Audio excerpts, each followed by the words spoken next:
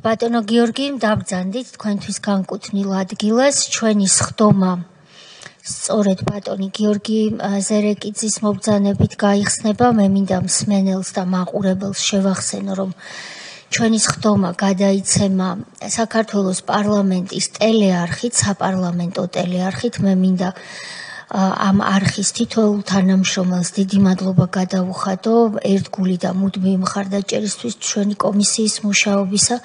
ასევე ეს სხდომა გადაიცემა საქართველოს პარლამენტის Facebook გვერდზე პირდაპირ ტრანსლაციით და ჩვენი კომისიის Facebook გვერდზე ასევე პირდაპირ ტრანსლაციით. ასევე გადაიცემა ჩვენი სხდომა პირდაპირ ეთერით ტელეარხით მაესტრო და მასაც მინდა მე მადლობა გადავუხადო კომისიის სახელით. ბატონო გიორგი, პროცედურა არის ასეთი. მე თქვენ უნდა გაგაფრთხილოთ იმის შესახებ, რომ ჩვენს კითხვებზე პასუხისთვის თავის არიდება, ან პასუხზე უარი, ან კიდევ განზრახ-ცრუ ახსნა-განმარტების მოცემა ისჯება სისხლის სამართლებრივი წესით.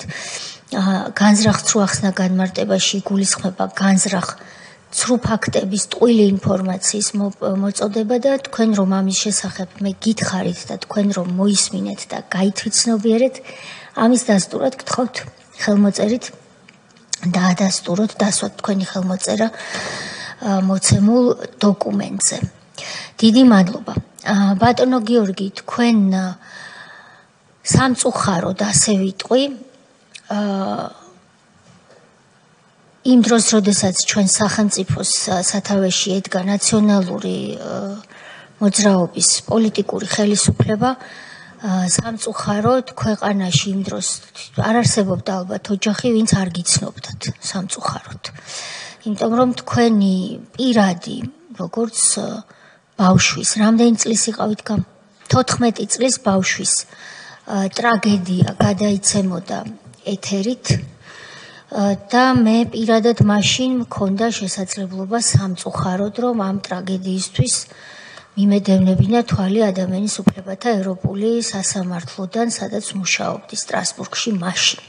მაგრამ არაერთი ჩვენი კომისიის არაერთ წევრს ან უშუალოდ აქვს თქვენ საქმეზე მაშინ ნამუშევარი, ან საქართველოდან ადევნებდა ამ უბედურებას თვალს და სწორედ ამ თემაზე ვართ დღეს ჩვენ თქვენთან ერთად. მე შემოგთავაზებდით ასეთ მეთოდს მუშაობის, რომ თქვენ დეტალურად მოყვეთ თქვენი ამბავი, რა როგორ მოხდა 14 წლის ბიჭს, რა უბედურება დაგატყდათ მაშინ თავს და შემდეგ თუ თანახმა იქნებით ასეთი თავისუფალი თხრობის რეჟიმზე, მაშინ შემოგთავაზებთ, რომ ამის მერე დავსვამთ ჩვენ შეკითხვებს. გთხოვთ. მოგესალმებით. პირველ რიგში მოხარული ვარ, რომ დღეს ვიმყოფები თქვენს წინაშე. მე ყოველთვის მჯეროდა ამის, რომ ეს დღე დადგებოდა.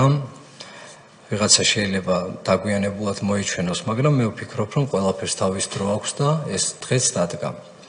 რაც შეეხება ბატონო რაც შეეხება ჩემ ამბავს, ასევე დღეს 2 აპრილი არის ჩემი ოჯახისთვის და ჩემი მშობლების ცხოვრებაში მნიშვნელოვანი თარიღი, რადგან 2 აპრილს გაიპარნენ და ასე იწყება ჩემი მშობლების შეუღლების ისტორია 2 აპრილს და დღეს 2 აპრილი არის და ზუსტად უნდა განვიხილოთ და განიხილოთ თქვენ ის ამბავი, რაც მე და ჩემ ოჯახს გაგვიკეთა ნაციონალურმა მოძრაობამ. როგორც იცით, ვიყავი 14 წლის, ვცხოვრობდით ვერაზე, ლარსის ქუჩაზე. ძალიან ჩვეულებრივად საშუალო შემოსავლიან ოჯახში ვიზრდებოდი, არც ბევრი არ ქონდა, არც ნაკლები, მაგრამ ჩვეულებრივად ვცხოვრობდით, როგორც ყველა. 6 იანვარს 2006 წლის 6 იანვარს, როდესაც ვიყავი 14 წლის, მანქანის გაჩერებასთან დაკავშირებით მომევიდა შელაპარაკება დისტრიბუტორთან, რა დროსაც ვიჩხუბეთ და ამ შეხლა შემოხლის დროს ბრელოგზე ჩამოკიდებული ვიქტორინოქსის დანით და დღეს ვამბობ და მაშინაც ვფიქრობდი, რომ ეს არ იყო კარგი საქციელი და მე ამას არ ვამაყობ. ამ ვისთანაც მომივიდა იმ ბიჭს 2 სანტიმეტრი ნახევარი გამავალი ჭრილობა ჰქონდა ბეჭის არეში, სადაც მოვიდა სასწრაფო და არც საავადმყოფოში არ გადაუყვანიათ. და როდესაც მოვიდა მამაჩემი სამსახურიდან და გაიგო ეს ამბავი, მე ჩემი ფეხით გამოცხადდით პოლიციაში, სევასტოპოლის განყოფილებაში და იქ მოვყევით ჩემად ეგრეთ წოდებულმა დაზარალებულმაც თქვა რა იყო ჩვენ შორის, მეს მოვყევი რა იყო, დამაწერინეს ხელწერილი, რომ მსგავსი ფაქტი მეორეჯერ აღარ განმეორდებოდა და უკვე ვტოვებდი განყოფილებას. რა დროსაც მოვიდა განყოფილებაში ვინმე ზაზა გოცილიძე, ესეთი პიროვნება, როგორღაც ოქრუაშვილის ყურამდე მივიდა, ირაკლი ოქრუაშვილის ყურამდე მივიდა ეს ამბავი და იქიდან გამოაგზავნეს ვინმე ზაზა გოცილიძე, რომელიც შემდეგ სასამართლოზეც გამოვიძახეთ და დავკითხეთ ჩვენ საქალაქო სასამართლოში. და ჩვენებას უკვე ჩემი ხელწერილიც დაიხა იქ და ჩვენებას აწერინებს უკვე არა ლევან ბოჭორიშვილი, ვინც იყო უშუალოდ მონაწილე. ეს ახალმოსული კაცი საერთოდ არ შესწრებია იმ ამბავს და არც იცოდა რა მოხდა და მუხლებს მიყენებენ ყაჩაღობას 179 მუხლი იყო, განძრახ მკვლელობის მცდელობას 19-109, 10-დან 20-მდე და სამუდამოსაც ითვალისწინებდა და ხულიგნობას. და ამ სამი ბრალდებით გამიშვეს ციხეში 14 წლის ასაკში. ბოდიში ბატონო გიორგი, აქ მაპატიეთ რომ გერევით. მსმენელმა რომ გაიგოს, მიუხედავად იმისა, რომ შეიძლება ზოგიერთი ჩვენგანი თქვენი საქმის ფაბულას კარგად ვიცნობთ. თქვენ ამბობთ, სწორად გავიგე, ხო, რომ ვისაც თქვენ მიაყენეთ დაზიანება, მოდით თქვათ ასე, ყველანაირი ეგრეთ წოდებულის გარეშე, გვარად იყო ბოჭორიშვილი. მე მახსოვს მამა თქვენის საჯარო განცხადებებით, რომ ჩემი ხელით მივიყვანე ბავშვი პოლიციაშიო და რას წარმოვიდგენდი, რომ გაგვაუბედურებდნენ ყველას ერთადო. მიგიყვანათ მამამ არასრულწლოვანი შვილი პოლიციაში, გაგკიცხათ, გითხრათ, რომ გიორგი ასე არ იქცევიან, ეს ცუდი საქციელია. თქვენს გაითვითცნობიერეთ მაშინ, რომ ცუდად მოიქეცით. მიხვედით და ამბობთ, რომ ეს დავაშავე ბატონო პოლიციელო და ბატონი ბოჭორიშვილიც ამ დროს იქ არის. რაღაც მომენტში მოდის სხვა პირი, გვარად გოცირიძე, ხდება ბოჭორიშვილის გოცირიძით ჩანაცვლება და უკვე თითქოს გოცირიძეა დაზარალებული. არა, დაზარალებულის ნაცვლად აძლევს ჩვენებას. ნაცვლად აძლევს ჩვენებას გოცირიძე, მაგრამ სინამდვილეში ბოჭორიშვილია დაზარალებული და გოცირიძის მონაყოლით, რომელიც იქ არ ყოფილა. საერთოდ არ ყოფილა, მიშვებენ ყაჩაღობას. ამ დროს ბოჭორიშვილი რას აკეთებს, ესეც გითხარით და გააგრძელებთ. განყოფილებაში არის. და ამას ითმენს. ამას ითმენს, კი. კი ბატონო. შემდეგ და უკვე მიშვებენ ამ ძიმე მუხლებით ციხეში. ნუ ეხლა ციხეში განვლი პერიოდ, ციხეში მომიწია 6 წელი 11 თვე და 1 კვირის გატარება, ნახევარი თუ არა ნახევარი საქართველოს იჯდა ციხეში და ციხეში ვიყავი თქო, ცუდი იყო ძალიან, მაგრამ გაცილებით ცუდია იმის ფაქტი, რომ მე დღეს მამა აღარ მყავს და ყველაზე ძალიან რაც მაწუხებს ამ ამბიდან, მამაჩემი თუ იმას ვერ პატიობდა თავის თავს, რომ თავის ფეხით მე მიყვანა პოლიციაში და შემდეგ უკვე სახელმწიფო როგორ დამიპირისპირდა, მე როგორ ვაპატიო ჩემ თავს, რომ ჩემი რაღაც გაუაზრებელი მოქმედებით დღეს ამ ყველაფერს მოყვა ის, რომ მამა აღარ მყავს და 57 წლის კაცი, რომელიც ჯანღონი ცავსე იყო, ციხის ტუალეტში გაგუდეს, სრული პასუხისმგებლობით ვიძახი ქალბატონ თეა და კომისიის წევრებო, რომ მე ერთი წამით რომ მქონდეს იმის ეჭვი, რომ მამაჩემს დენმა დაარტყა და არც მე არ მინდა იმ ჯვარი თვია რომ მთელი ცხოვრება რომ ვიღაცა მამა მომიკლა მე. აი ერთი წამით რომ მე ეჭვი მეპარებოდეს იმაში რომ როგორც მამაჩემი ტუალეტში დაგდებულიყავთ, რომ მას დენმა დაარტყა, მე დღეს აქ არ ვიქნებოდი და ჩემი 7 წელიც არაფერი არაა ციხეში ნაშდომი, იმასთან შედარებით მე რომ მამას ოცხალი მყოლოდა რა.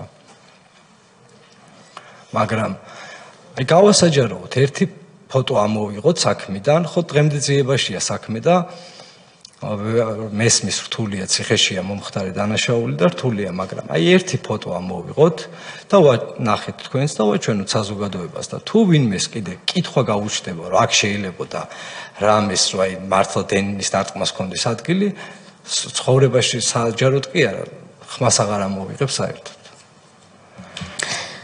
ბატონო გიორგი, თუ შევძლებთ მივყვეთ პროცედურას, ანუ წაგიყენეს ბრალდება წამიყენეს ეს ბრალდებები, ამ მუხლებით და შემდეგ რა ხდება? ვარ არასრულწლოვანთა წინასწარი დაკავების შეგიბადეს წინასწარი ციხეში. ჯერჯერობით ხართ იზოლატორში. იზოლატორიდან გადამიყვანეს უკვე მე არასრულწლოვანთა ციხეში და იქ ავჭალაში. ავჭარა. მატროსოზე იყო ციხე, ავჭალაში იყო კოლონია. აჰა.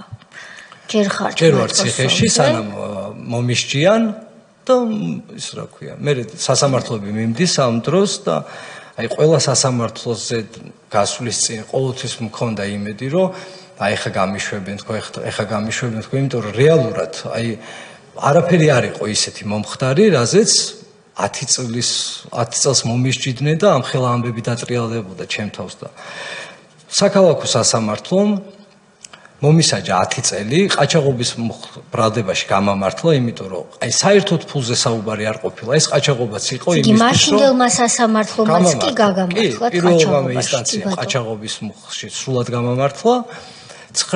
პროკურორმა მოითხოვა 10 წლით თავისუფლების აღკვეთა, შემიკრიბეს, 24 წელი გამომიტანეს, მაგრამ ვინაიდანო გიორგიო არისო 14 წლისო და 10 წელზე მეც ვერ მივცემთო, 10 წელიო პროკურორმა მოსამართლე მოვიფიქრებო და რომ გავიდა შესვენებას და შემოვიდა ყაჩაღობაში გამამართლა და ეს მუხლები 19 109 და ხულიგნობას დამიტოვა და მომისაჯა 10 წელი. 10 წელი რომ მომისაჯა ეს ჩემი მშობლებისთვის ძალიან ჩემთვისაც რა თქმა უნდა, მაგრამ ჩემი მშობლებისთვის უფრო რთული იყო. დედაჩემი მახსოვს მაშინ პროკურატურის წინ შიმშილობდა კიდეც და არავინ არ გამოსულა და არავინ არ დალაპარაკებია საერთოდ და მე არ მახსოვს რომ თქვენი მთავრობის პერიოდში ვინმე თან ესე არ გასულიყვნენ მთავრობის წარმომადგენლები და არ დალაპარაკებოდნენ, მაგრამ ეს სხვა საკითხია. და დაიწყო შემდეგ უკვე ეს საზოგადოების პროტესტი, ჩემი თანაკლასელების პროტესტი, რაზეც აი მართლა არ ვიცი დღეს თუ აი აქ თქვენს წინაშე ვარ და რაღაცა მაქამდე მომიყვანა, ალბათ აი ამ ჩემი თანატოლების გვერდში დგომა იყო, ჩემთვის აი ძალიან დიდი სტიმული, რომ მე ვფიქრობდი, რომ როცა დაუბრუნდები ციხი და როდესაც გამოვიდოდი გარეთ, მე ამ ბავშვებთან და ამ საზოგადოებასთან ისეთი უნდა დაუბრუნებულიყავი, როგორც ესენი მithოვდნენ მე და როგორც გვერდში მედგნენ და მე ეს პირობა შევასრულე და მე აქ და დიდი მადლობა იმისთვის, როგორც გვერდში დამიდგნენ ეს ადამიანები და მე გაგრძელდა ისე, რომ ამ დროს 10 წელი რომ მომისაჯეს, მე გადავედი ციხის ავადმყოფოში ვიყავი. იმიტომ რომ მაშინ ერთადერთი გზა იყო ჩემი თავისუფლების დაღწევის, რომ ფსიქიატრიურიდან შეიძლებოდა რაღაცეები და 4 თვის განმავლობაში ვიყავი, იქ ციხის რეზიდენციაზე და იქ მოხდა ისე, რომ ტელეფონით ვსარგებლობდი და ვსარგებლობდი, მქონდა იმ მომენტში ტელეფონი და მაგრამ ხა ის ბევრს ჰქონდა იქ და თვითონ მაგათი ადმინისტრაციის დაშვებით იყო ის ტელეფონი, მაგრამ დამიმატეს ტელეფონზე სასჯელი, ციხეში არ შეიძლებოდა ტელეფონი და ამაზე დამიმატეს სასჯელი და გადამიყვანეს ისევ მატროსოზე, მაგრამ ხომ მქონდა მისჯილი 10 წელი და პაემნის უფლებები ხომ მეკუთვნოდა ოჯახთან, ხო, დედასთან და მამასთან კვირაში ერთხელ შემოდიოდნენ. ეს პაემნის უფლებაც შემიზღუდეს, არც მარეკინებდნენ სახში, ვეღარც ვნახულობდი ჩემ მშობლებს, მაქვს 10 წელი მოსჯილი და ვარ 15 წლის ქალბატონთი. აი რა უნდა მექნა ციხეში, ავდექი და გადავიჭერი ხელებზე და მუცელზე მივიყენე თვითდაზიანება და აი მარტო ერთ გაკერვაზე, როდესაც გადავიჭერი, 36 ნაკერი დამადეს მუცელზე და ხელებზე. 36 და 3 საათის განმავლობაში, აი მედიკო ალანია მაშინ იყო ქალების და ბავშვების ციხის უფროსი, დღეს ეს კარგად არის და ღმერთმა კარგად ამყოფოს. მომსწრე არის 3 საათის განმავლობაში როგორ არ მკერავდნენ. რეზიდენციიდან მოიყვანეს ექიმი და მედიკო ალანიასთან შემთხვევით იყო ბაჩო ახალაიას მოადგილე თავის საქმეს და რომ ხა აქ ესეთი ამბავი რომ მოხდა, გადმოვიდნენ ჩემთან, და არ გადავყავა რეზიდენციაზე და მე რატო არ გადავესა? რატო გინდაო იქ და მე უთხარი ჩემ მშობლებს ნახულობ თქო სახში ვეკავ თქო უფრო თავისუფლად დავდივარ თქო იქ შაკეტილი ვიყავი აქ ციხეში და იქ არ ვიყავი შაკეტილი.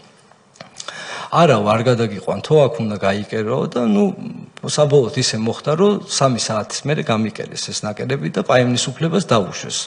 ამ ახალაიას მოადგილე მუთხრა მედიკოს რომ ანახეო კვირაში ერთხელ და დაჟეო შეყვარებულის თუ ყავსო ერთხელ და შეყვარებული არ მინახავს და რამე შეყვარებულებოდა. გასაგებია. თქვენ დროდადრო თუ გნებავთ შეისვენეთ, არსად არ გვეჩქარება. ხომ არ გახსოვთ ბაჩო ახალაიას მოადგილე ვინ იყო? არ მახსოვს, სახელი არ მახსოვს, მაგრამ ჭაღარათმიანი კაცი იყო, ცოტა ასაკიანი კაცი. სახეზე რო აი მაშინ მოადგილეები ეს რო იმას ხუდა აღვიდგენ აუცილებლად. სახელი, იმიტომ რომ ძალიან დიდხანს მესაუბრებოდა რომ გაიკერე და არ ვიკერავდი მე რა. თუ არ გადაგიყვანდნენ საავადმყოფოში ადგილზე გაკერვის წინააღმდეგი იყავთ. ექიმა გაგიკერათ თუ ციხის ამბულატორიის ციხის საავადმყოფოდან მოყვანილმა ექიმა გამიკერა. ბატონო. ამის შემდეგ რა ხდება? ამის შემდეგ სააპელაციო სასამართლოში არის უკვე საქმე, გადამიყვანეს მე სააპელაციოს რო დამემთავრდა, მე გადამიყვანეს უკვე ავჭალის არასრულწლოვანთა კოლონიაში. ეგრეთ წოდებული მორიგეობა იყო ძილზე, იმდენი არასრულწლოვანი პატიმარი იყო საქართველოში, რომ ვერ ვეტეოდით იმ ხელა ზონაში, ბავშვები ვერ ვეტეოდით და გადავსებული იყო. მარტო ავჭალის კოლონიაში ვიყავით 280 ბავშვი. ეს რამხელა არ ვიცი, წარმოუდგენელი და ციხეებზეც ხო იყო ქუთაისის ციხე, ბათუმის ციხე, თბილისის ციხეში. იქ ავჭალაშიც მოგვიწყეს პროვოკაცია. ბუნტი, როგორც გახსოვთ, 2007 წლის 12 აგვისტო იყო, მოხდა ბუნტი, მაგდროს ახალაიაც იყო შემოსული, იუსტიციის მინისტრი ქავთარაძეც იყო შემოსული და ამ ახალაიამ კითხა თანამშრომლს, რომ დაგარტყაო ერთ პატიმარზე.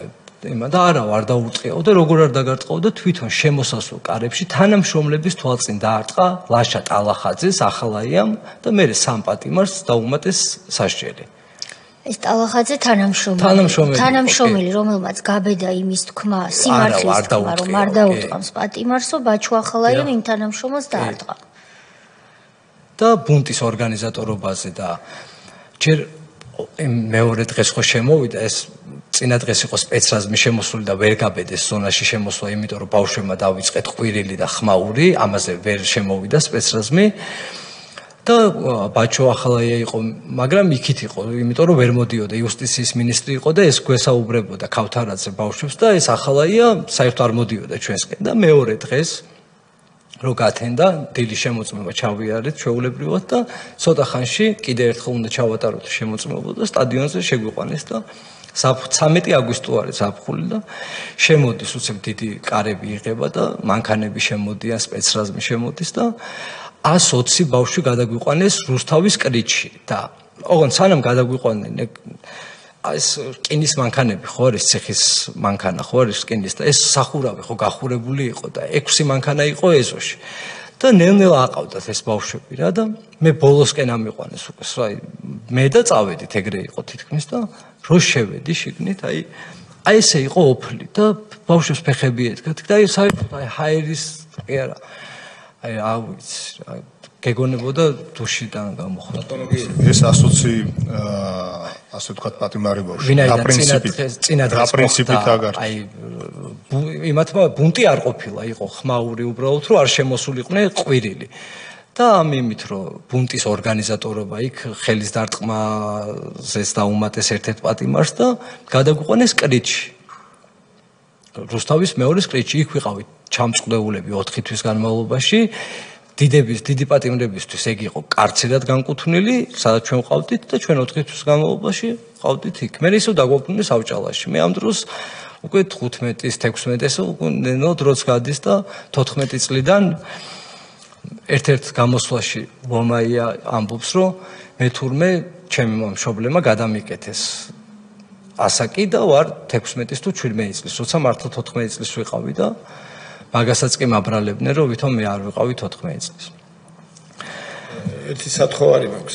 ვინაიდან ჩვენ საზოგადოებაც გვისმენს და შეიძლება კარგად არ იცოდეს რა არის ეს კრიტი ეგრეთ წოდებული. რით განსხვავდება ის ჩვეულებრივი საპატიმრო ადგილისაგან? იქნება აღწეროთ, რომ ყველა მიცოდეს ეს რა. ჩაკეტილი სისტემა არის, სადაც არც პაემნის უფლებები ისე, ანუ თვეში ერთხელ იქ თუ ქონდა ავჭალაში, კოლონიაში კვირაში ერთხელ, იქ თვეში ერთხელ ქონდა და დარეკვაც შესაბამისად კვირაში ერთხელ და უფრო მკაცრი რეჟიმის დაწესებულება არის კრიტი. და თითქმის მუდმივად ხარ ჩაკეტილ სივრცეში. მუდმივად არა, სულ ჩაკეტილი ხარ. სულ ჩაკეტილი ხარ, მაშინ როდესაც ავჭალაში შეგეძლო გარეთ გამოსვლა და ჰაერზე ყოფნა.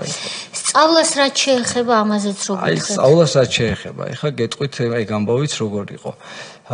ჩემ 2010 წელს, როდესაც უკვე 10 თვეში მიმთავრდებოდა სასჯელი და ისედაც გამოდიოდი, მაგრამ ჩემი მშობლებისთვის ჩემი ერთი დღის ციხეში გაჩერება არანაირ სტრასბურგში არც მოგებულ საქმეს და არც თანხად 2006-ში ხო დაგაკავდა 2010-ში როგორ გიმთავრდებოდა საპროცესო ხო? არა, მე დამაკლო იმან სააპელაციო ჩამომაკლო ეს სასჯელი და კი 5 წელზე ჩამოვიდა.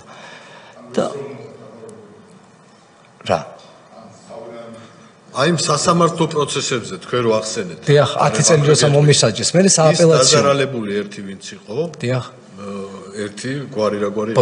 ბოჭორიშვილი და მეორე ზაზაგოცილი. დიახ. რომელი ორივე დადიოდნენ სასამართლოს? არა, ეს ზაზაგოცილიძე ჩვენ მოვითხოვეთ რომ დაგვეკითხა, იმიტომ რომ იქ განყოფილებაში ხო ძველი განყოფილება იყო და იქ კარებები არც იკეტებოდა სევასტოპოლის და ყველა ხედავდა რომ იქ ზაზაგოცილიძე აძლევდა ჩვენებას და ხო და პროცესებზე ვინ ესწრებოდა ბოჭორიშვილი? არა, როგორც დაზარალებული ბოჭორიშვილი ესწრებოდა პროცესებზე, მაგრამ ჩვენ მოვითხოვეთ მოწმეთ ზაზაგოცილიძე რა უნდოდა მაგ დროს პოლიციაში და ესე ამიტომ გამოიკითხა. და თვითონ ლევან ბოჭორიშვილმაც ამ ზაზაგოცილიძემ ხო დაწერა ჩვენება და ამ მუხლებით გამიშვეს. მე მამაჩემა ნახა ეს ბიჭი და უთხრა რომ რატო მიღუპავო 14 წლის ბავშვს თუ რა სიმართლე თქვა სიმართლე რაც იყო რომ არ ყოფილა ყაჩაღობა და ეს ბიჭის დაიჭირეს 3 დღე ეს დაჭერილი ყავდათ ეს ბიჭი გამოუშვეს იმიტომ რომ ისევ მიჩივა 4-ჯერ შეცვლილი ჩვენებით გამასამართლა საქალაქო სასამართლო 4-ჯერ შეცვალა ამ ბიჭმა ჩვენება მე სააპელაციო 19-109 გადმომიტანა 19-108-ზე ხულიგნობაში საერთოდ გამამართლა და ანუ გიჟი გამოვდივარ ადამიანს არ ვიცნობდი და მარტო დამიტოვა 19-108 განზრახ პროლობის მცდელობა მოტივის გარეშე საპროცესოზე შემოთავაზება არ ქონია არაფერს ბოლომდე არ გიღიარებია. არ მეღიარებია. მე ვაღიარ, ანუ საერთოდ არ მეღიარებია, მაგრამ ესე როგორ არ ვაღიარებ იმ ფაქტს, რომ ამ ბიჭთან ეს რაღაცა დაზიანება მივაყენე. სახლთან მოხდა, ხო? დიახ, სახლთან მოხდა. ლარსის ქუჩაზე მოხდა. სახლთან ახლოს გადავებოდნენ ყაჩაღობას. დიახ, სახლის წინ. კარგი. და საბოლოოდ სასჯელის სახით რამდენი გაგისაზღვრათ? 10 წელი. პირველი. 5 წელი. 5 წელი. და ეროვნულ გამოცდებზე აი მივდივარ იქამდე, როცა ჩემშობლებს უთხრეს, რომ საჩივარი გამოიტანეთ და გიორგის გამოუშვებთო, მამაჩემის ერთ-ერთი მეგობარი დაინიშნა თანამდებობაზე და უთხრა, რომ აი ესეთი პირობა არის გიორგის როგორც კი საჩივარს როგორც გამოიტანთ, გამოუშვებთო. ჩვენ ჩემთან შემოვიდა ადვოკატი და გავაგზავნე წერილიო სტრასბურგში ჩემი ხელმოწერით, რომ საქმეს ვითხოვთ იქიდან და იქიდან მოვიდა ესეთი პასუხი, რომ სასამართლო განეხილავს თქვენ მოთხოვნას და გადავწყვიტავთ და არა, ეს არ არის საკმარისი, უნდა წახვიდეთ. წავიდნენ ჩემი მშობლები, დედაჩემი და მამაჩემი. ამ დროს სანამ წავიდოდნენ ეროვნულ გამოცდებზე ხომ არჩი რეგისტრირდები, წინასწარ ხო რეგისტრირდები საფხულისთვის და ვიყავი დარეგისტრირებული, რადგან იდეაში ხო უნდა გამოსულიყავ. მაგრამ სტრასბურგიდან დაბრუნებულებს დედაჩემს და მამაჩემს, როცა გამოიარეს ორი აეროპორტი, დედაჩემის ხელჩანთაში ნახულობენ ძალიან ბევრ ნარკოტიკებს. რაზეც მამაჩემი თავის თავზე იღებს ამ მოგონილ ბრალდებას და უშჯიან ორ სამუდამო პატიმრობას. მეც ციხეში მტოვებენ სტრასბურგიდან იქ საქმე მე ერთი თვეში ისედაც გამოვიდა უკვე რომ მოვითხოვეთ ეს სტრასბურგში ვეღარ შევაბრუნეთ. დედაჩემს უშჯიან პირობის 5 წელიწადს იგივე მუხლებით არის გასამართებული რაზეც მამაჩემი ორი სამუდამო აქვს მამაჩემს და დედაჩემს 5 წელი პირობითი და ერთ დღე არ არის ნამყოფი პრობაციაში. ყოველთვე მიდიოდა იქ ხელის მოსაწერად, ხონდა გადაეგზავნა იქ პრობაციაში და თქვენო ალბათ თუ აქ სიარული მოგწონდა, ესეთი პასუხი გაცეს დედაჩემს, რომ არ არისო გადმოგზავნილიო და სანამ თქვენი მთავრობა არ მოვიდა და არ შეიცვალა, იქამდე გადაგზავნილი საერთოდ არ ყოფილა და მე კი მოეხსნა ეს პირობითი დედაჩემს. ბოდიში, მამას ვინ უთხრა, რომ თუ გამოიტანთო საჩივარსო გამოუშვებთ. ხათუნა კალმახელიძის მოადგილე იყო. ვინ იყო ხარ? პაატა სულაბერიძე, კი.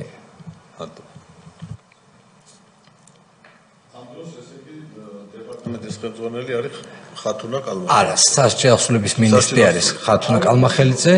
დიახ. და დეპარტამენტის უფროსი იყო ჭაკუა და მოადგილე გაგამ კურნალიძე. და მე ისევ ციხეში ვრჩები, მამაჩემ სამუდამოს უსჯიან, დედაჩემი ესე მარტო რჩება, მთელი ცხოვრება დიასახლისი იყო დედაჩემი და ყოველთვის მამა იყო ოჯახში შემომტანი ასე ვთქვათ და მეც პატიმრობაში ვრჩები და აი მანამდე მე არც ვემზადებოდი იქ ბავშვები იყო რაღაც მასწავლებლები იყვნენ და ემზადებოდნენ ამ ეროვნული გამოცდებისთვის პირველი წელი იყო როდესაც ბავშვებს უნდა ჩაებარებინათ ეროვნული გამოცდები და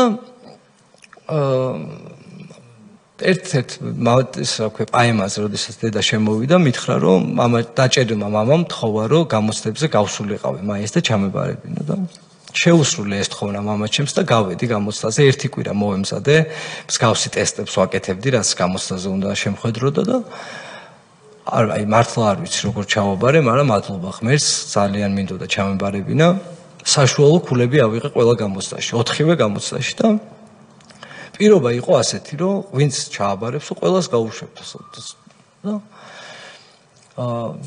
იმის მაგივრად რომ გარეთ გამოვეში სტუდენტი პატიმარი გადამიყვანეს ქსნის დაწესებულებაში და აი ყველაზე მაგრად მაშინ მცემეს რაც კი ნაცემი რამოდენიმეჯერ ყავარ ნაცემი მაგრამ აი ყველაზე მაგრა მაშინ იყო ქსანში როცა გაიგეს მე რა გვარიც ვიყავი შენო ცოტა აქეთო მოდიოდა დამიმთავრდა სასჯელი 3 თვეში იქ 3 თვე გავატარე ქსნის დაწესებულებაში გამოვედი ეს არის 2010 წლის 14 დეკემბერი როცა გამოვედი მამაჩემი გდანის ციხეში იყო და ზუსტად თვე და 10 დღეში აი ისეთი პროვოკაცია მომიწყეს და ჯერ პროვოკაციას არ ვიცი რა და პროვოკაციას არ ქვია მაგას ჩემი მეზობელი სადარბაზოში მეორე სადარბაზოში მოცხოვრობ პირველ სადარბაზოში ეგ ცხოვრობს აი ამ კაცთან მომივიდა შელაპარაკება რაღაცა ქაოსობდა რაღაცებს იგინებოდა და აი ფანჯრიდან დაწყნარდი ღამის 3 საათია მეზობლები რა დღეში ხარ და იქიდან რაღაც პასუხი და აი მარტო ეს იყო რომ რაღაცა ზევიდან და ლაპარაკი აი ამის გამო აი ამ დღით ინციდენტის მე გადის 20 დღე და მიჭერენ და ამას აი ყველაფერს მოსამართლე ეკითხება 4 თელ ოჯახს აჩივლებინეს წარმოიდგინეთ მეორეჯერ როდესაც დამიჭირეს და მოსამართლე ეკითხება რომ აი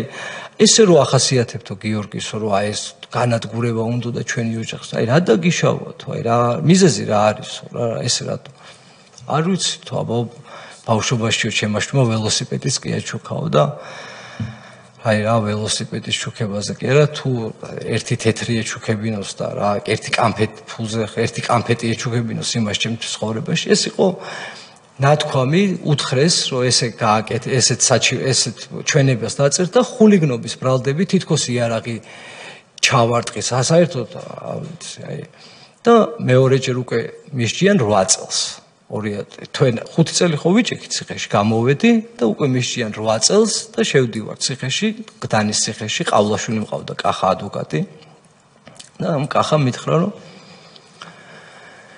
შენო ციხეშიო კი ხარო გიორგიო ნაჟდომიო 5 წელიო მაგრამ ციხეო არ გაქვს ნანახიო და ციხეს ეხანახაო და მართლა ეს ვინ გითხრათ კახა ყავლაშვილმა ადვოკატმა მითხრა ესეც იმიტომ ყავდა რომ დაახლოებული პირი იყო მაშინ იქ და მამაჩემი ციხეში და კიდე მე ხა მეორეჯერ იქნებ მოგვეგვარებინა რამენერად და გამოვეშვით მაგრამ რა მოგვარებაზე ადეიშვილთან ვიყავიო შესულიო და შავსიაში ხარო პირდაპირ მითხრა გიორგი კახა შემოდიოდა ჩემთან გიორგი პროცესებს დადიოდა გიორგის და კახაც მაგრამ 2011 წლის თებერვალს დამიჭირეს და თებერვლის პერიოდი და პირდაპირ მითხრა რომ ადეიშვილს თქვენი ოჯახის გვარი არის შავსიაში ესე მითხრა გდანის ციხეს აი რა ვერ აღწერ გდანის ციხეს მართლა ვერ აღწერ აი იმ გაუსაძლის პირობებს და იმ დონემდე ვიყავი მისული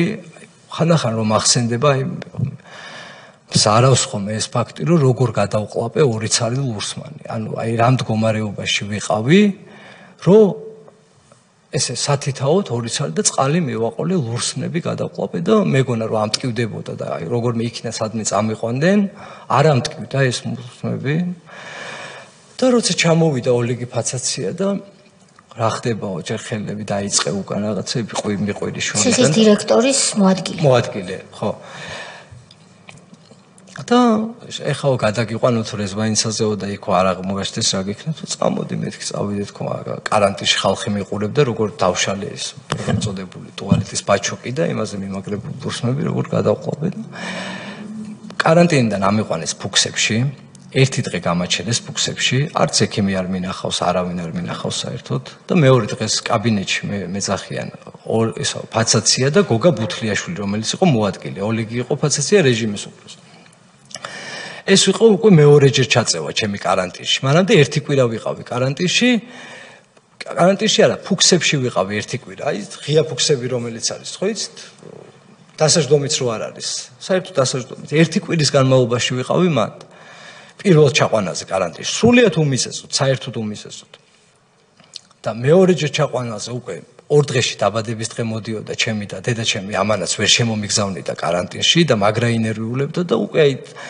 ამდენი უსამართლობა ამოსული მქონდა ყელში და აი ეს გავაკეთე რაც გავაკეთე და მეუბნება ფაცაცია რომ ეხლა შეგიყვანო ისეთ კამერაშიო სადაც ტვინსო არ უჭამენო ცოტა კორექტულად ვიტყვი მაგრამ შენო კიდევ მესამეჯერო თუ მოხდებიო კარანტინშიო გაქვს რო ისა სროქს დაგიმატებო და გაკრიტავ უკვე 8 წელი მაქვს მისჭილი ეს ის პერიოდი და გდანში შეყვანისთანავე დამავიწყდა ეგ რომ მეთქვა 4 დღე ხო გამაჩერეს კარანტინში სადაც 6 კაციან საკანში 40 კაცი იყო და ნუ იქ არანაირი პირობა სალფეტკი არ იყო და არც კოვზი და არაფერი საერთოდ ბალისზე და იმასე ლეიბზე აღარ მოგსო როდესაც ამიყვანეს კარანტინიდან ერთ-ერთ საკანში შემიყვანეს და მეორე დღეს თენდება და გუშინო ვინ შემოიყვანეს ახალიო კარები იღება მე მეთქი და გამოდიო და შევყავარ გადმოვყავარ ეკორპუსზე პირველ სართულზე 4 კაციან საკანში ხდება ორი ბიჭი რო შევდივარ და ერთ-ერთი გადმოყვანილი ყავდათ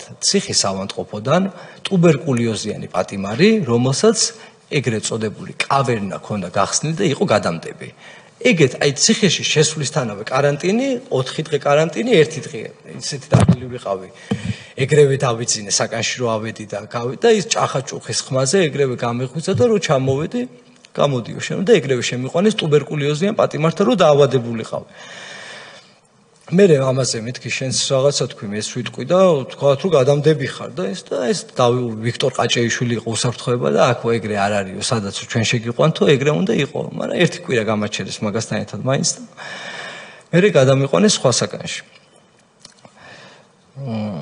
და ხო ამ მეორეჯერ როცა ამ ფაცაციამ მითხრა თქო რომ სროქს დაგიმატებ და გაკრიტაო მე გადამიყვანეს რაღაც ისე საკანში შემიყვანეს და რო შევედი 2 წამი შესული ვარ და უცებ ეს ეგრეთ წოდებული კარმუშკა იხსნება და ლურსმები რომელმა გადაყლაპეთ მოდი აქო და ვიღაც ხალი ექიმი მივედი ხელი გამოყავიო ხელი გამოყოფინა კარმუშკიდან და ნემსი გამიკეთა კუნჩი და აი ეგ იყო ჩემი ექიმთან კურნალობა ლურსმებს ფორტოჩკიდან მაგ ექიმის სახელი და გვარი არ ვიცი სახელი კი არა სახეზეც კარგად არ ვიცი იმიტომ რომ ფორტოჩკაში იყო და ესე აქ ფორტოჩკიდან მესაუბრებ ამ დროს мама იხდის სასჯელს.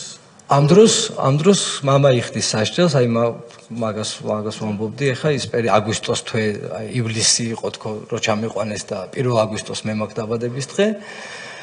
ამომიყვანეს და ზუსტად 16 აგვისტოს мама ჩემი რუსთავის მე-6 დაწესებულებაში ნახულობენ გარდაცვალს. ჩემთან შემოდის მამაო, მეუბნება ამ ამბავს.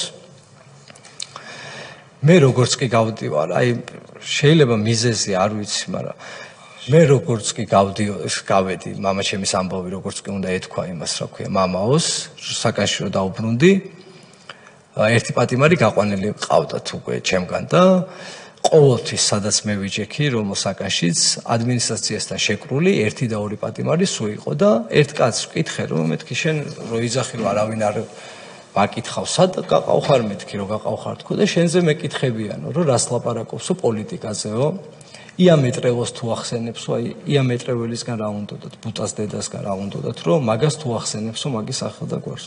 და იქ რა იყო, ანუ მეტი იქ არაფერი არ შეეძლო პატიმარს ადმინისტრაციისთვის ეთქვა იქ ტელეფონი არ იყო, კარტი არ იყო, ანუ კონცლაგერი იყო. იქ მარტო ადამიანი რას ლაპარაკობს, აბა მოგვიყევი. მეტი იქ რა უნდა მარტო თუ ისაუბრებთ, რომ ვერაფერს ვერ დააშავებდი იქ. და რა ვიცი, მე მგონია რომ აი ზუსტად რასაც ვლაპარაკობდი მე იმათზე და როგორც თვითონ გვექცეოდნენ პატიმრებს, მე ჩემ წარმოსახვაში ვაკეთებდი ამ ახალაიას მერაბიშვილის, ადეიშვილის საკნებს, ეს ჩვენ ხო ვიყავით ეს და რა მქონდა დრო 8 წელი მქონდა და სხვა რითი გავრთობილიყავი და ამათ საკნებს ვაკეთებდი, ესე ჩავსოვდი და ჩვენ ხო ბრიტვით გვაპარსა, ესე გვიყურებდნენ ხოლმე დილით, რომ აი შუქზე მოდი, ცოტა ოდნავ წვერიც რო ქონოდა გცემდნენ მაგის გამო, აი ოდნავ წვერზეც გცემდნენ. და მე მეთქი იმით კუსაჭკით გავაპარსინებ თქო იმას თქო რა ვქვა, წვერს თქო და აი სულ ისეთ რაღაცა ფანტაზია რაც მომივიდოდა ამაცე დაწყებული სააკაშვილით, დამთავრებული ჭაკუათი და ფაცაციათი სულ ამაზე ვლაპარაკობდი და სულ ვლანძღავდი ამათ. მე ვერ მცემდნენ ესე, აი მოდი და როგორ არ მცემდნენ, მაგრამ ისე რომ აი ესე ვეწამებინე და როგორც მამაჩემს გაუკეთეს, მაგას მე ვერ გამიკეთებდნენ, იმიტომ რომ ავიც, უფრო სხვა ამბავი მოყვებოდა, მაგრამ მამაჩემს გაუკეთეს, ხო ფაქტია მამაჩემს გაუკეთეს და მე მოდის გაგამ კუნალიძე, მამამ ხომ მითხრა ეს ამბავი, მამის გარდაცვალება, მოდის გაგამ კუნალიძე ჩემთან ღამე გადავყავარ რეზბანიცაზე და იქ შემხვდა და მითხრა რომ ისე ვქვია მონაწილე ვარო მწუხარების ეს სიტყვების კი მითხრა და გაგიყვანთო იმ გასვენებაშიო და აი ესე ბოლოს მამა ვნახე როცა ჩავაწვინეთ და დავმარხეთ და ის დღეს ციხეში ცოლი მოყავთ ვიღაცეებს და მე გასვენებაში დავდიოდი ციხედან. ბატონო გიორგი, თუ იქნებით თანახმა, კითხვებს დაგისვამენ კომისიის წევრები. ბატონი ალეკო, ბატონი თენგიზი, ბატონი გურამი.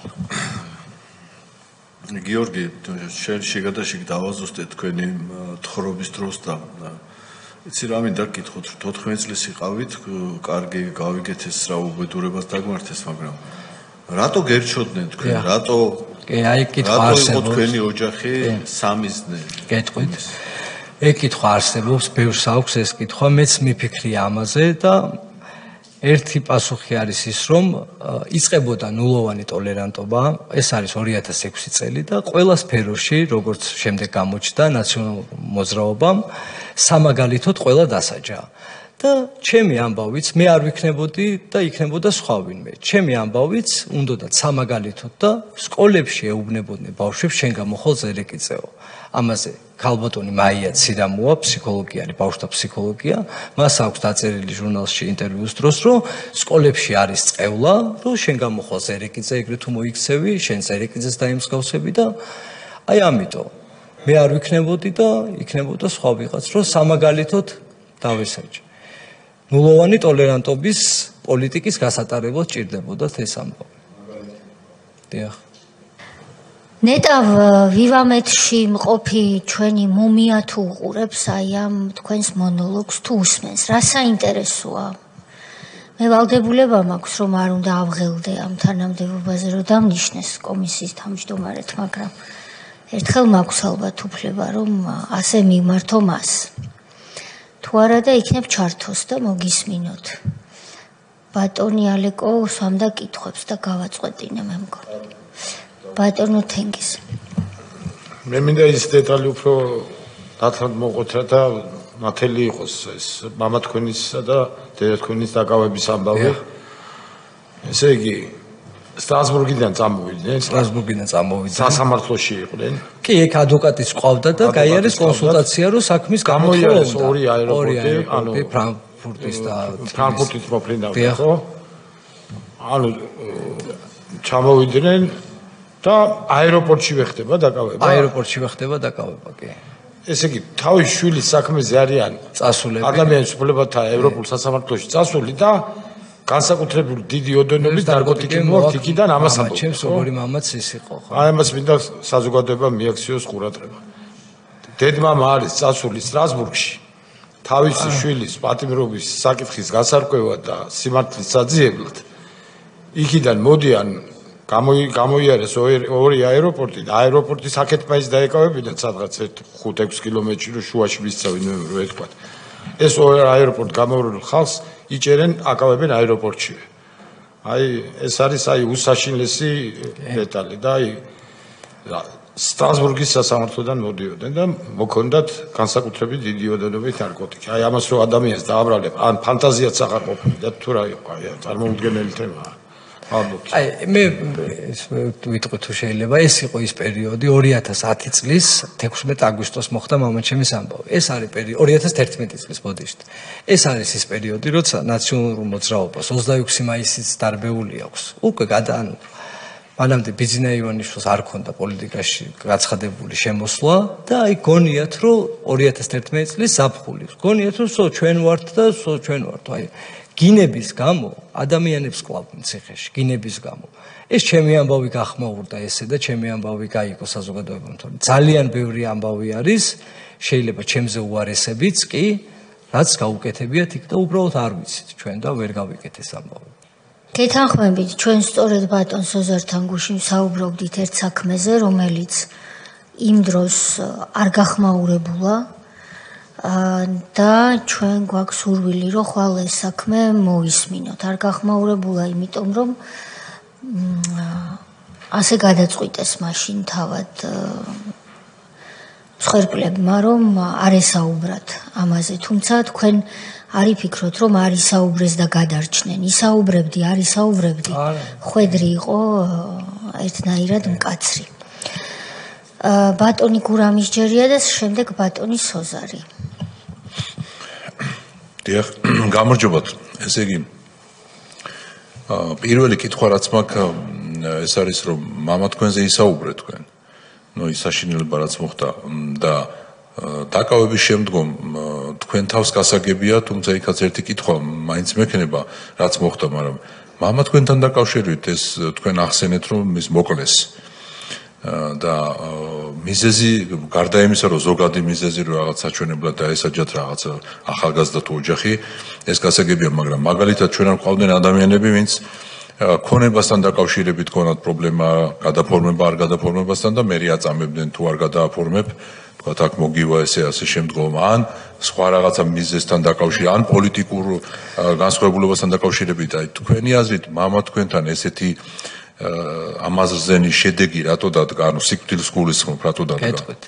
ჩემი აზრით, მეც მიფიქრია მაგაზე, რატო გაუკეთეს მეთქი მამა ჩემს ესეთი რაღაც თქვა და ალბათ ფიქრობ იმას, რომ ჩვენ მათთვის ჩვენ ვიყავით ძალიან მიუღებლები, იმიტომ რომ ჩვენ მათ ყოველთვის ცუდად მოვიხსენიებდით, აემნებზეც, როდესაც მე მამაჩემთან ციხეში მაგ დროსაც არაფერს არ ვერიდებოდით, რომ იმათზე ისე მოგვეხსენიებინა, როგორც ფიქრობდით, იმიტომ რომ ისეთ რაღაცა გაგვიკეთეს ჩვენ, მე მგონია მიზეზი ეს, რომ აი მე გამანადგურეს ამით, მამა მომიკლეს, მაგრამ ამით მე გამანადგურეს, იმიტომ რომ მე როცა 14 წლიდან ციხეში ვიჯექი და მამაც აღარ მეყოლებოდა, რა ვიცი.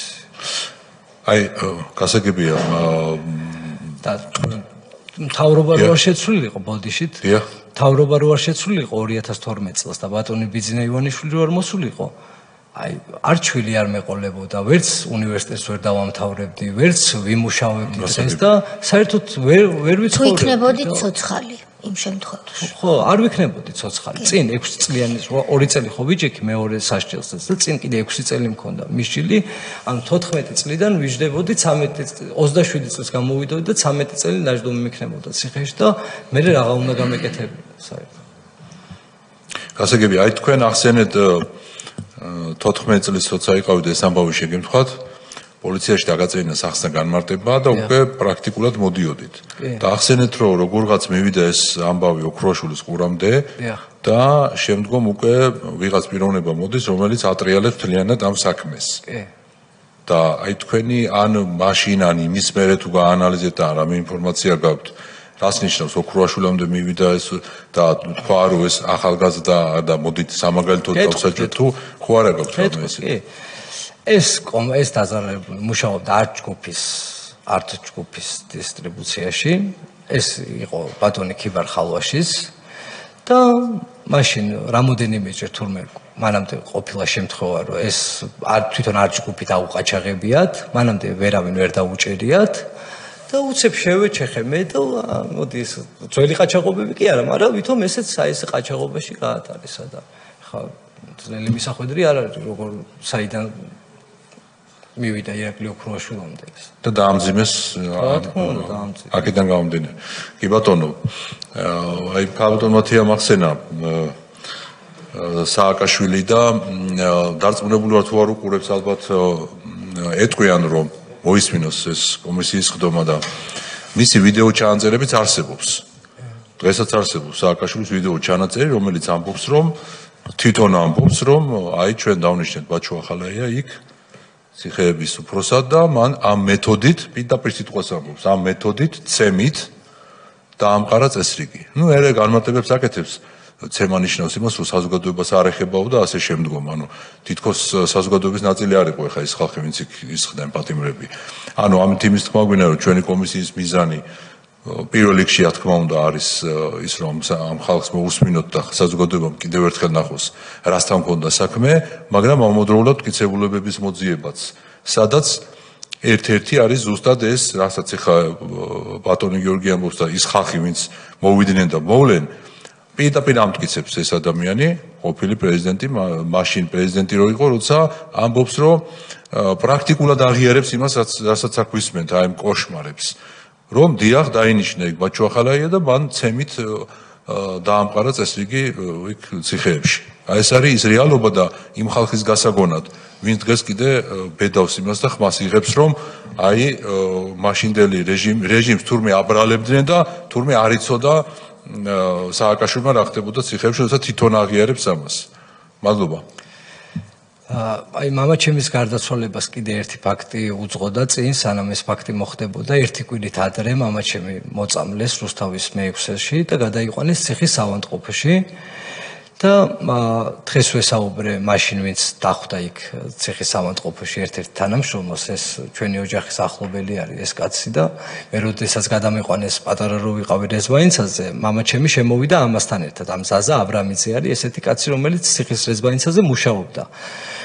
და გადაიყვანეს მამაჩემი გდანის გდანში რეზბანიცაზე და დახვდა ზაზა აბრამიძე და დღეს ურეკავ და ვეუბნები რომ მეთქი ახლობლები ვართ და შენ მაკითხავდი ციხეში მე როცა პატარა ვიყავი მამაჩემთან ერთად შემოდიოდი და დავიჯერო მეთქი მამაჩემა კაცი რუსთავის მე-6-დან ცუდად გახდა ციხის ავადმყოფოში მოიყვანეს. არაფერი არ გითხრა მეთქი და ერთი კიდე ამ ზაზას და მამაჩემის საერთო ძმაკაციც არის, რომელიც ჩვენი ოჯახის ახლობელია და იმასთან არაფერი არ დაგაბარა, ან ესეთი მოწამლულია კაცი კლოპის წამლით და არაო ხმას არ იღებდაო საერთოდო, აი ძალიან შეშინებული იყო, ესე მითხრა და ცოტა ავღელდი და მეთქი შენ თუ შენ უფროსებს ერიდები მეთქი, ვა შენ ამუსე იყოს მეთქი, ესეც უთხარი დღეს ტელეფონში ეს სიტყვები. თუ რამე იცის და არ მეუბნ როგორ კაცი ერთი ციხიდან მეორე ციხეში გადაყავთ და იქ ახლობელს არ ეუბნება რა ხდება იქ. სავსებით დასაშვებია, სხვათა შორის ხა მე ვერ გამოვდგები იმ ბატონის არ ვიცი ვინ არის დამცველად, მაგრამ თქვენ ხომ არ იცით რა იყო მამის მომხდარი და შესაძლებელია არც ლაპარაკობდა ადამიანს. ვერც ვგებულობდი ცნობდა თუ არაო რა ისე შეიძლება ეს არ არის გამორიცხული. ამიტომ რა კი მამა გარდაცვლილია ამას ვერ გავიგებთ და მის სიცოცხლეში მისთვის ახლობელ ადამიანებს ასე ერთის ხელის მოსმით ვერ დავადანაშაულებთ. ბატონო სოზარ თქვენ გნებავდათ. დიდი მადლობა გიორგი რომ მოხვედით ჩვენთან. რამდენი არასრულწლოვანი იყავით დაწესებულებაში? ჯერ სადაც სანამ მიგისჭიდნენ განსასჯელებში და შემდეგ უკვე მისჭილებში. მატროსოზე ვიყავით სადღაც 100-დან 100 ბავშვამდე ესე. დავჭალაში ვიყავით 280-285-ს ყოფილ ვართ აი მახსოვს შემოწმებაზე ბოლოს რა. 350 დაახლოებით 300-350. თბილისში კი. და პლუს ქუთაისში ცალკე იყო, ბათუმი ცალკე იყო, ზუგდიდი ცალკე იყო. მაინც რო თქვა ჩვენი მომაყურებლისთვის, ამ წუთში მთლიანად სისტემაში არის 77 არასრულწლოვანი, საიდანაც 27 არის ბრალდებული და 50 მსჯავრდებული. რო ჩააბარეთ, დაამთავრეთ? კი, სად ჩააბარეთ? ჩააბარე შავი ზღვის უნივერსიტეტში სამართალმცოდნეობაზე, მაგრამ სამართალმცოდნეობა დაამთავრეთ? არა, საერთაშორისო ურთიერთობები დავამთავრე მე. ამჟამად სად მუშაობთ? კი, საქართველოს რკინიგზაში. ვიوامაძე რო ახსენეთ ქალბატონო თეა, მისი სიტყვები უნდა წავეკითხო. უბრალოდ გიორგი ზერეკიძის საქმეს მაშინ ხო ბუნებრივი ავსწავლობდით და მე მგონი არ დარჩა ხელისუფლების შტო, რომელმაც თავის არ ჩათვალა თავის მოვალეობად, არ გაეკეთებია კომენტარი და არ გაეკიცხა 14 წლის გიორგი ზერეკიძე. სააკაშვილი სიტყვები, როცა თან ხვდება მის თანატოლებს ერთ-ერთ სკოლაში მივიდა, ესეც ამ ანტიპიარის შემადგენელი ნაწილი იყო, განათლების მინისტრი გვერდითუზის ლომაია, გაბანდიტებული მეათე კლასელი ვინმე ზერეკიძე, ვინც ატერორებდა თბილისის რამდენიმე უბანს. ანუ განაჩენი არ არის დამდგარი, იგონებს რაღაც სულ ტყუილს და აი ეს იყო რეალურად პოლიტიკა და როგორ ანადგურებდა სისტემა ნებისმიერ ადამიანს, ვინც თვალში არ მოვიდოდო, მათ შორის არასრულწლოვანებსაც. ტუბერკულოზთან დაკავშირებით რაც თქვით, ასევე ძალიან სიმპტომატური შემთხვევაა. დაახლოებით 1000-დან გარკვეულ წლებში 2000-მდე ახალი შემთხვევა ფიქსირდებოდა ყოველწლიურად ტუბერკულოზის ციხეებში. ეს იყო ადამიანების განადგურების ერთ-ერთი მეთოდი. პირველივე წელს ჩვენი ხელისუფლებაში მოსვლაში 60-მდე ჩამოვიდა და დღეს არც ვიცი რამდენიმე ათეულს არ აღემატება წლიური ახალი შემთხვევები. მინდა აქვე წავიკითხო ალტერნატიული ექსპერტიზის დასკვნა მამა თქვენის მამუკა იგივე ივერი ზერეკიძის გარდაცვალებასთან დაკავშირებით გვამის დათვალიერება სახის კისრის და კიდევრების მიდამოებში აღენიშნება დაზიანებები ნაწილების სახით, რაც მიყენებულია რაიმე მკვრივი ბლაგვის საგნის მოქმედებით. მორფოლოგიური სურათის მიხედვით დაზიანებები სიცოცხლისდროინდელია და განვითარებული უნდა იყვნენ სიკვდილის დადგომამდე დროის უახლოეს პერიოდში. ანუ ესეც ხო, სავარაუდოდ დენი არაფერ შუაშია, თუმცა ძალიან ძნელია გამოძიება ჩაატარო დღეს, როცა ამდენი ხანი არის გასული. ეს პრინციპში მხოლოდ არაფერი. ესე იგი, დღევანდელი მონაცემებით 50 მსჯავრდებული ბავშვია მთელს პენიტენციურ სისტემაში. ეს ნიშნავს მხოლოდ არაფერი. ესე იგი, დღევანდელი მონაცემებით 50 მსჯავრდებული ბავშვია მთელს პენიტენციურ სისტემაში. ეს ნიშნავს, რომ იმ ავჭალის დაწესებულებაში, რომელსაც თქვენ იცნობთ, რომელიც დაახლოებით 200 ბავშვია გათვლილი. დღეს 50 ბავშვია, მაშინ როდესაც 200 ბავშვი გათვლილ დაწესებულებაში თქვენ დროს იყო 280 ბავშვი. შესაბამისად, პირობები რო აღვიწეროთ ძილის, კვება საშინელი იყო და არ ვიცი ხა ეს როგორ თქვა ზუსტად, მაგრამ ვიცი ექიმისგან, ერთ-ერთი ექთნისგან უბრალოდ რომ ჩვენ საჭმელში რაღაცებს გვიყრიდნენ, რომ აი ესე უენერგიათ რომ ყოფილიყო. კი. ძილის პირობები ქონდათ ძილისთვის? კი, ძილის პირობები ავჭალაში იყო. და სხვა ციხეებში აი კრიტში მაგალითად. აი ვერც დაიძინებ, ისეთი ხმები გდანში ვერ დაიძინებდი რა, ისეთი ხმები ისმოდა. ისი ხმე ისმოდა? აი ცემის ხმები ისმოდა. ღრიალის, ზოგს შიშები ეწყებოდა ღამე და ამ პანიკურ შიშებზე იწყებდა, პანიკა იწყებოდა და აი მამა ორ მოდიოდა არ გინდოდა რომ გასულიყავი, რომ აი კამერიდან რომ ისეთი შარი იყო იქ გადასვლა ადმინისტრაციამდე, იქ რამდენი თანამშრომელი შეიძლება გაეულო და დაენახე და ყველას რაღაცას გეტყოდა რა, ყველა გამოწვევას. რატო არ გახურავს, შეიძლება ამისთვის ეცემა რაღაცას. კი ბატონო. ბატონო გიორგი, თქვენ რომ გამოხვედით პირველად და შემდეგ მეორედ საპატიმროდან ფსიქოლოგის დახმარებისთვის ხო არ დაგჭირდათ მიმართვა? თავიდან არა, მაგრამ მე რამოდენიმე წლის მერე დიახ. ეხლა რამდენი წლის ბრძანდებით? 33-ის. აი 33 წლის გიორგი ზერეკიძე. რას ეტყოდით, თუნდაც 33-ის ან კიდევ უმცროს ახალგაზრდებს დღეს რჩევა თუ გაქვთ? მათზე უფრო სიხართ ხშირ შემთხვევაში, ვინ შეიძლება დღეს ვერ ხვდებოდეს, რას ვებრძოდით ჩვენ ყველა ერთად? კი, ურჩევდი რომ გარჩევა ისწავლონ ადამიანების და მეტი ანალიზი გაუკეთონ, მეტად დაფიქრდნენ, სადგანან, ვის ემსახურებიან და რას ემსახურებიან და მე მგონი ახალგაზრდებმაც და მომავალმა თაობამაც ერთი რამ უნდა გავაცნობიეროთ, რომ ჩვენ უნდა ვემსახუროთ ჩვენ ქვეყანას და არა რომელიმე მით უმეტეს დამნაშავე პარტიას, როგორც ხედავთ დღეს კიდევ რომ რევანშისტულად არიან განწყობილები. თქვენ ყავთ შვილი ახსენეთ, ერთი. 11 წლის კი. როდესაც იქნება ვითარება, მაგალითად, როგორც დღევანდელი სხდომა, ან სხვა რაიმე მსგავსი ვითარება, როცა მას უწევს ამ წარსულის შესახებ ინფორმაციის მიღება. თქვენ ალბათ ზრუნავთ იმისთვის, რომ ის ბოდიშვიხთი უნდა ვთქვა ეს სიტყვა გაბოროტება, რაც თქვენში იყო, ხო? იყო ბუნებრივია. როდესაც თქვენ ხატავდით საკნებს და იქ განაწილებდით სააკაშვილს ახალა ეს ხო ეს გაბოროტების ბავშვს რომ გააბოროტებ ეს იყო რეაქცია. თქვენ ალბათ იღებთ ზომებს იმისთვის რომ ეს თქვენ შვილს არ შეემთხვას. კი, ვიღებ ზომებს და მე ზუსტად იმიტომაც პატიმრობიდანაც მოყოლებული სულ ფიქრობდი რომ სანამ ოჯახი შევქმნიდი და საერთოდ შვილი მეყოლებოდა, ფიქრობდი, რომ ისე მეცხოვრა და ისე წარმემართა ჩემი ცხოვრება, რომ მართლა არ გამემართლებინა იმ მუმიის სიტყვები და როცა მეძახდა კრიმინალს და კრიმინალებში ჩამსვა, იქიდან სტუდენტი გამოვედი და ვისწავლე და ვისწავლე არა, უბრალოდ საშუალება მქონდა, თორე იქ არაფერი არ მისწავლია მე და ცუდის გარდა მე ციხეში არაფერი არ მინახავს, მაგრამ საშუალება მქონდა გამოცდები ჩამებარებინა, ჩავაბარე და მანდაც ჩაიჭნენ, რომ არ გამომიშვეს და მანდაც სიტყვა არ შეასრულეს და შვილს რაც შეეხება, მე ამ თემაზე არასდროს არ მისაუბრია, ჩემ შვილთან რომ მე რაღაც ციხეში ვიყავი და ესე, ვიცი რომ იცის, იმიტომ რომ ჩემი გამოსვლების მოусმენია.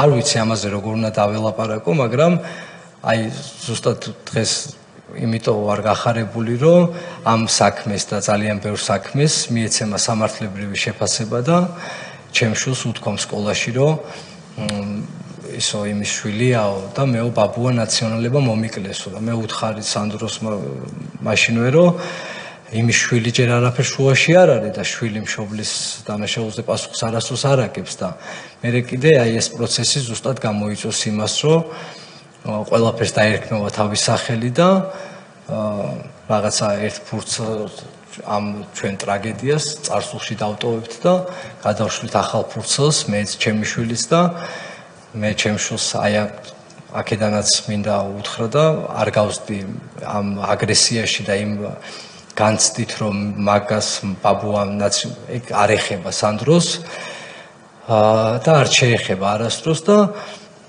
ზუსტად აი ეს იქნება შედეგი, როცა ყველაფერს თავის სახელი დაერქმევა, რომ ჩემ შვილიც გააცნობიერებს რა იყო და რა. ბატონო გიორგი, თქვენი მონათხრობიდან და არა მხოლოდ თქვენი მონათხრობიდან, რაც უკვე მოვისმინეთ, რაც ვიცით, რაზეც გვიმუშავია სხვადასხვა საქმეზე წარსულში, ან შემდეგ, მომავალში ვისაც მოусმენთ ამ კომისიის ფარგლებში.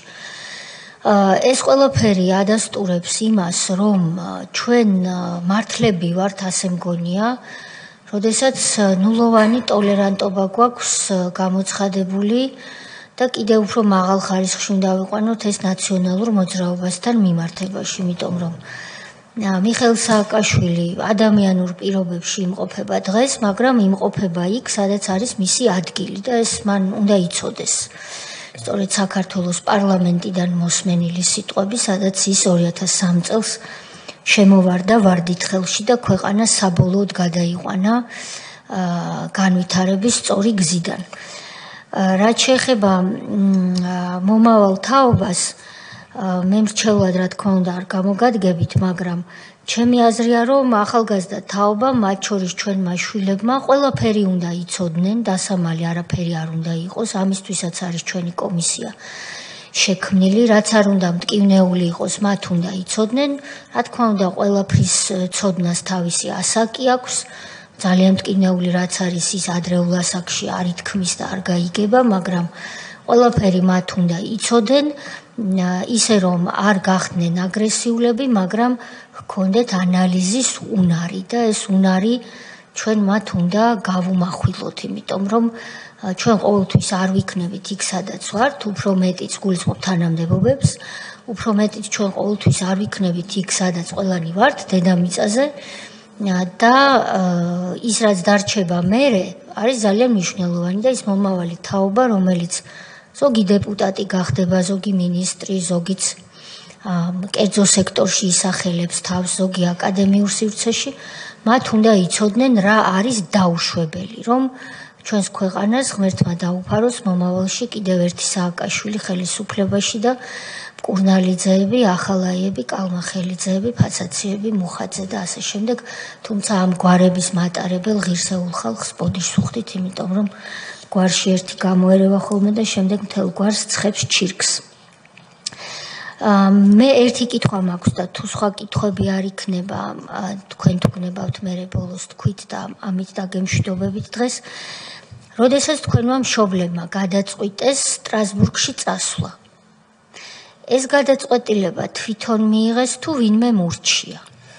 არა, იცი თუ ურჩია, მეგობარმა კი ურჩია, იმიტომ რომ უთხრა რომ ძალიან დაპირისპირებული ხარო და ვერაფერს ვერ იზავო რა და გამოიტანეს საჩივარი. მეგობარი ვინ იყო?